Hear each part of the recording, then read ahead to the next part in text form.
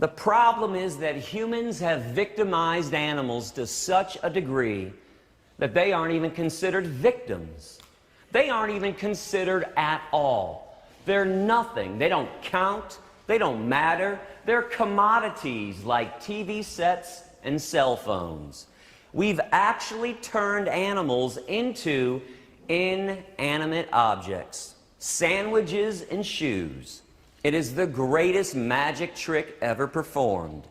And besides the money made from selling their flesh, there's not even decent value on them as inanimate objects. The Israeli flag, for example, which is nothing more than a piece of fabric. The Bible, which is nothing more than a book comprised of ink and paper, actually stir up more emotions than the murder of animals. If there were a barbecue outside this building today and people were cooking up steaks and hamburgers, there'd be a party.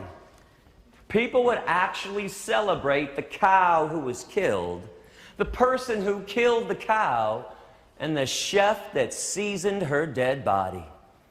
But if someone poured gasoline on the flag or the Bible, struck a match, set it on fire, Lord have mercy, there'd be an angry mob ready to kill somebody.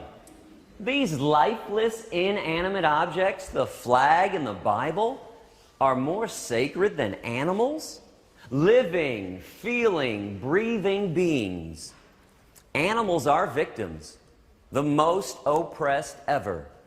And if you're having a tough time grasping this fact, it's probably because the only time you ever come into contact with cows and chickens and turkeys is when they're cut up and cooked on your dinner plate.